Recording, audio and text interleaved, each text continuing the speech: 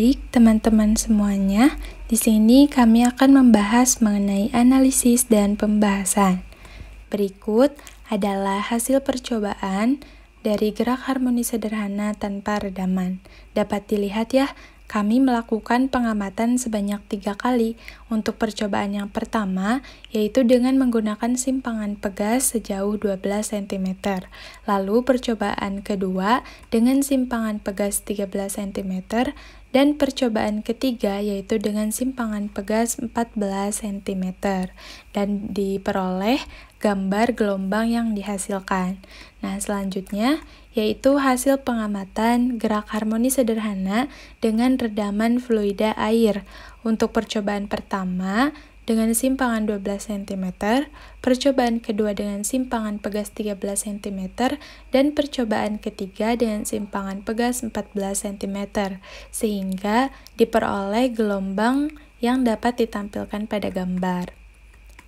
Selanjutnya, kita akan memasuki ke pembahasan, di mana di sini ada tabel dan grafik hasil percobaan gerak harmoni sederhana. Untuk yang pertama, yaitu mengenai percobaan gerak harmoni sederhana tanpa redaman.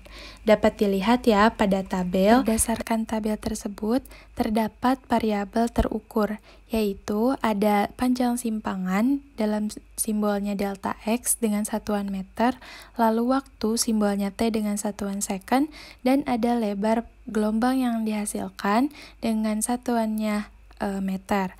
Nah, dari tabel tersebut dapat kita lihat bahwa variasi dari simpangan yaitu dari 0,12, kemudian 0,13 meter dan 0,14 dalam arti kita memperbesar nilai simpangan, ternyata waktu yang dihasilkan untuk setiap percobaannya dilakukan 3 kali itu mengalami naik turun. Namun secara keseluruhan jika kita rata-ratakan maka untuk waktunya itu cenderung menurun, sedangkan untuk lebar dari gelombang yang dihasilkannya itu semakin besar.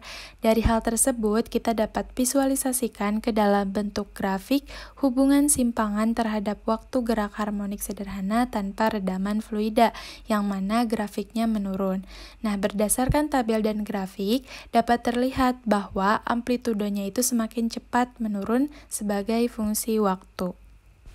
Selanjutnya kita coba analisis untuk percobaan kedua, yaitu pada gerak harmonik sederhana dengan redaman fluida air. Nah, di sana ada tabel percobaannya ya, dan juga grafiknya. Kita analisis untuk setiap variasi dari simpangan sama dengan percobaan sebelumnya menggunakan simpangan 0,12 meter hingga 0,14 meter. Nah, ternyata untuk secara keseluruhan waktu yang dihasilkan selama pegas itu berosilasi itu semakin lama dan menghasilkan lebar dari panjang gelombang yang dihasilkan juga semakin besar. Hal ini menyatakan perbandingan yang berbanding lurus. Dapat kita visualisasikan ke dalam bentuk grafik.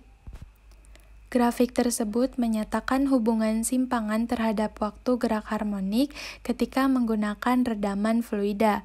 Nah, berdasarkan tabel dan grafik, terlihat bahwa amplitude gerak harmoniknya itu dengan redaman tidaklah tetap, akan tetapi amplitudenya menurun sebagai fungsi waktu. Bisa dilihat ya untuk grafiknya itu meningkat.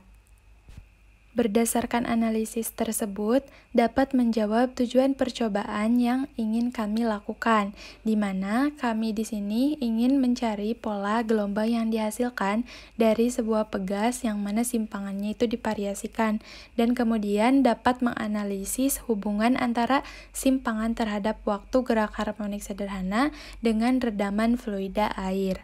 Nah, hal ini dapat dibuktikan atau bisa sesuai dengan teori mengenai osilasi teredam itu sendiri, yang menyatakan bahwa bila energi mekanik dalam gerak osilasi berkurang terhadap waktu, maka gerak dapat dikatakan teredam. Nah, jika faktor redaman kecil, amplitudenya berkurang secara lambat terhadap waktu. Nah, pada gambar itu terjadi penurunan secara eksponensial dan peristiwa ini disebut sebagai osilasi teredam. Osilasi teredam terjadi apabila adanya redaman yang menghambat osilasi pegas.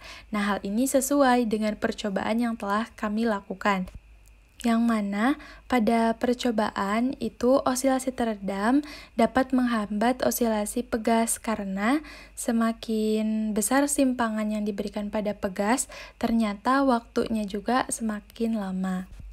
Baik, itulah alat peraga yang kelompok kami buat, dan kami juga telah menjelaskan bagaimana cara membuat, bagaimana cara pengambilan data, hingga ke analisis dan pembahasan dari data yang diperoleh pada percobaan dengan menggunakan alat peraga yang kami buat.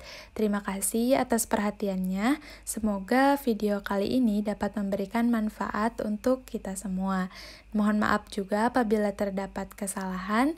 Silakan untuk teman-teman sekalian dapat memberikan komentar, saran, ataupun juga kritik yang mana itu dapat membangun untuk kedepannya. Terima kasih. Wassalamualaikum warahmatullahi wabarakatuh.